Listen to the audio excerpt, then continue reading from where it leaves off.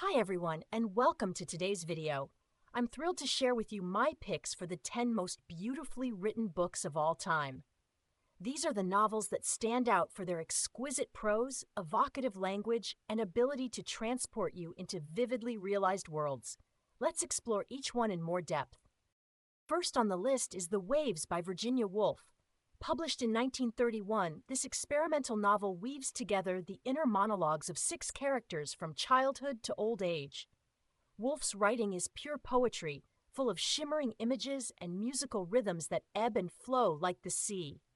It's a book that pushes the boundaries of what a novel can be, blurring the lines between prose and poetry, the individual and the collective. Next up is the magical realist masterpiece 100 Years of Solitude by Gabriel García Márquez. First published in 1967, this multi-generational saga follows the Buendía family in the mythical town of Macondo. Márquez's lush lyrical prose brings to life a world where the mundane and the miraculous coexist, where reality and fantasy blur. It's a novel that sparkles with imagination and humor, even as it grapples with weighty themes of love, loss, and the march of time. At number 3 is Lolita by Vladimir Nabokov. Controversial since its publication in 1955, this novel is narrated by Humbert, a middle-aged man obsessed with a 12-year-old girl. While the subject matter is disturbing, there's no denying the dark beauty of Nabokov's writing. His wordplay, allusions, and ability to get inside the mind of his unreliable narrator make this a challenging but unforgettable read, a masterclass in the seductive power of language. Fourth is The God of Small Things by Arundhati Roy. Roy's debut novel, which won the Booker Prize in 1997, is a sensuous, atmospheric tale of family secrets and forbidden love in Kerala, India. Her writing is lush and poetic, full of vivid descriptions of the natural world and the inner lives of her characters. It's a book that deals with weighty themes of caste, politics, and the lingering effects of colonialism, but does so with a delicate lyrical touch. Halfway through the list at number 5 is The English Patient by Michael Ondaatje. This Booker Prize-winning novel, later adapted into an Oscar-winning film, is set in an Italian villa at the end of World War II. Ondaatje's fragmentary, non-linear narrative weaves together the stories of 4 damaged characters, each haunted by their wartime experiences. His prose is luminous and evocative, full of startling images and profound meditations on love, loss, and the shifting nature of identity. At 6 is Invisible Cities by Italo Calvino. First published in 1972, this slim novel is presented as a series of imagined conversations between Marco Polo and Kublai Khan. In each chapter, Polo describes a different fantastical city, each one a meditation on memory, desire, signs, and the nature of cities themselves.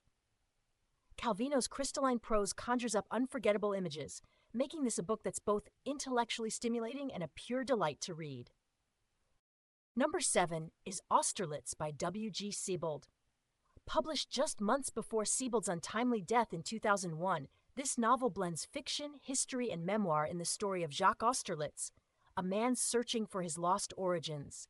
Sebald's dense, meandering sentences and dreamlike digressions make for a hypnotic read, one that grapples with weighty themes of memory, trauma, and the legacy of the Holocaust. It's a book that rewards slow, careful reading, revealing its secrets gradually. At 8 is The Poisonwood Bible by Barbara Kingsolver. This epic family saga, published in 1998, follows the Price family, led by the evangelical Baptist Nathan Price as they moved to the Belgian Congo in 1959. Told in rotating perspectives by the 5 women of the family, each in a distinctive voice, Kingsolver's novel grapples with themes of religion, imperialism, and the clash of cultures. Her writing is rich in metaphor and alive to the beauty and terror of the African landscape. Penultimately at 9 is Gilead by Marilynne Robinson. Published in 2004, this Pulitzer Prize-winning novel takes the form of a letter from John Ames, an aging Congregationalist pastor in Iowa, to his young son. Robinson's ruminative, deeply spiritual prose is both simple and profound, grappling with big questions of faith, grace, and what it means to live a good life. It's a quiet book, but one that's full of wisdom and beauty.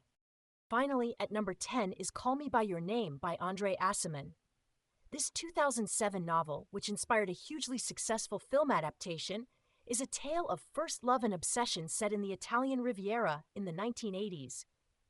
Aciman's writing is sensuous and psychologically acute, capturing the agony and ecstasy of a brief but life-changing romance between 17-year-old Elio and the older Oliver. It's a book that's saturated with desire and longing, one that perfectly captures the intensity and ephemerality of adolescent love. So those are my picks for the 10 most beautifully written books of all time.